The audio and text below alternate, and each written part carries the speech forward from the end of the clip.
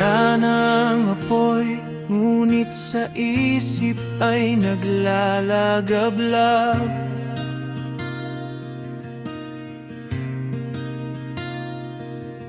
Pinapaso pa rin ang damdaming sugat ay di matakpan.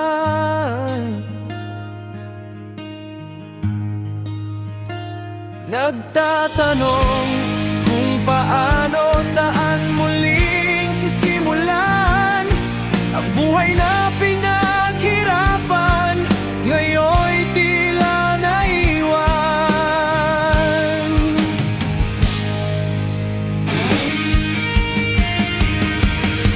Wala nang mga sasakyang lumaban sa apoy, ngunit ang alaala'y patuloy pa ring dumadaloy. Ang sigawan, paghandos, kaguluhang walang humpay.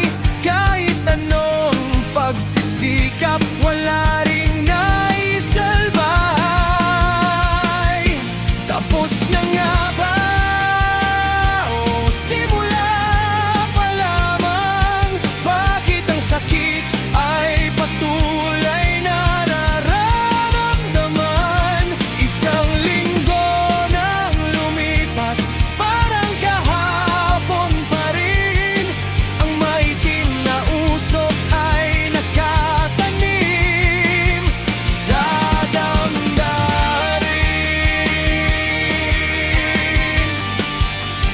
Sa damdamin.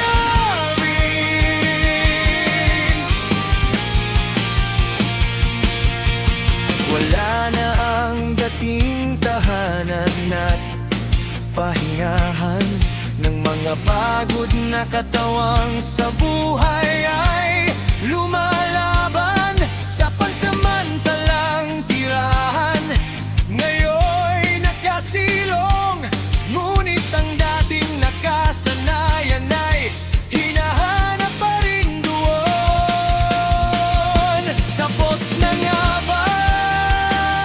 O simula pa lamang? Bakit ang sakit ay patuloy na nararamdaman?